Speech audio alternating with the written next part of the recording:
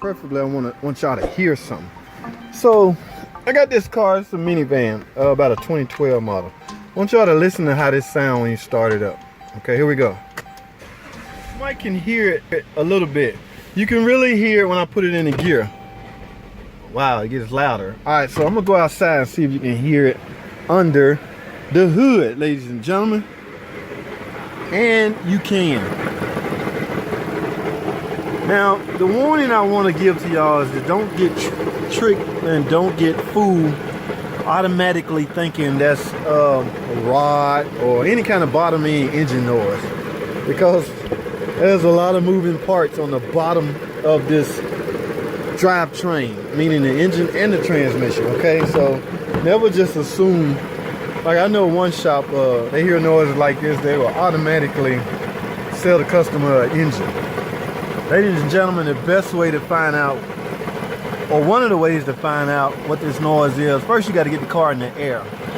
And I'm gonna go out on a limb here, only based off I done a couple of these, and I've heard this noise before. But I don't want you to just jump into something because I'm saying it. So I'm gonna go over a couple of procedures you can do to check and find out what's causing this noise. But first things first, we gotta get it up in the air, okay? So I'm gonna put the lift under the car and we're gonna let it up. Wow, that's loud. We're gonna let it up in the air. Make sure y'all hear this, because I did a video on this earlier, but it was a car. It was a Sebring. And I didn't get to let y'all hear the noise, but on this one, you can hear the noise. All right, without further ado, let's get the car up in the air. I'm gonna shut it off. So like I say, man, I got the car up in the air now, the van actually. Here's the telltale inspection cover, so to speak, right here, okay? So it's just 4 tabs right here. You can remove these tabs, and I can tell from the little rust right here, I can tell already that it's probably, the flywheel probably is coming apart. So let me get this cover removed and we will take a look at what's going on. So I have the inspection cover removed. Now, like I said before, based on all that rust, there's a big huge chance that that flywheel is coming apart. Now, to get a feel for if you think it's come apart, to get a better feel, you can remove this two little rubber covers off on here. I have one of them off. So what I'm gonna do is, I don't know if y'all can see inside of there, I'm gonna take my screwdriver and pry on the flywheel as I like try to turn it. If you hear any clanking, yes, your flywheel has come apart. And ladies and gentlemen, yeah, see that? That flywheel is broken. You can hear it, and based on the rust, that's a sign of the flywheel has come apart. So all the rust from the flywheel is like splattering and spreading all over the bell housing area.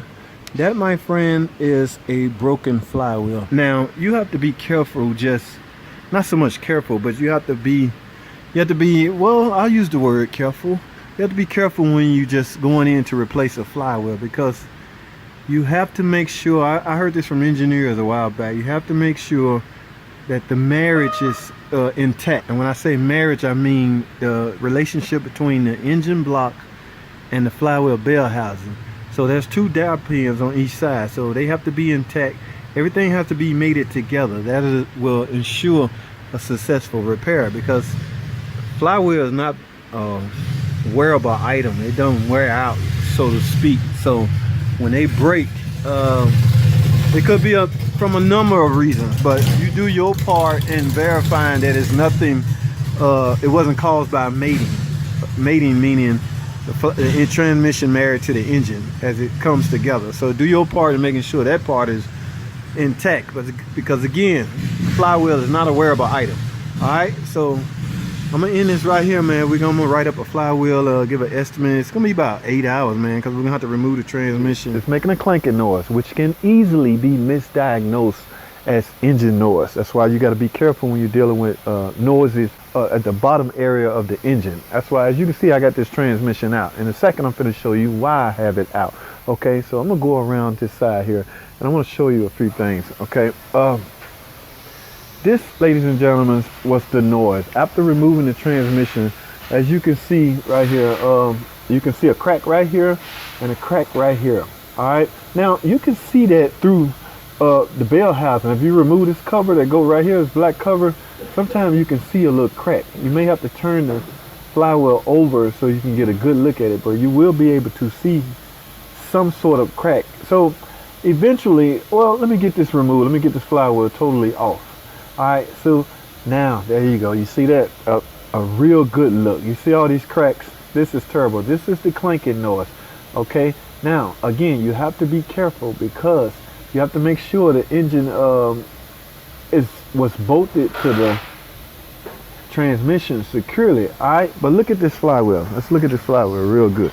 Okay, so here's the flywheel. Now you see that is not good, and that will cause that clanking noise. How do these go bad over the years? I guess they can fatigue and wear, but I mean, you gotta really take a look at the mating surface between the transmission and the engine block. Now most engines use a dowel pin. Okay, a dowel pin. Let me set this down. Most engine uses a dowel pin to make sure the trans is aligned to the block, engine block. There should be two on each side. No matter what kind of car you're working on. Most manufacturers would give you 2 dowel pins to aid in removal and installation of a transmission easily, and to make sure they secure it or made it perfectly to allow installation perfectly. All right, so I don't want this video to be too long, but what I end up doing was replacing the flywheel with a new one. Here's my new one. I have the new one ready to go. That other flywheel had broken. Why? I do not know. I wish I could get a hold of some kind of engineer, because this ain't the first time this has happened. This has happened. It happens often. Do they fatigue and just simply break? Could be. I don't know, but I'll dig deep into that and get back with y'all. But for now, I got to get this flywheel on here and put this transmission back in here. This is a 62 TE. It wasn't that hard to take out. I've done a million of these. Just the ideal. The customer's pretty ecstatic that she didn't have to buy an engine. Again, this can easily be misdiagnosed as needing an engine. So be careful when you're dealing with bottom end noise. Any kind of clanking noise, knocking noise, it could easily be coming from a broke flywheel. All right, that's all I have, man. Thanks for watching. Comment, subscribe, and I'll see y'all on the next video.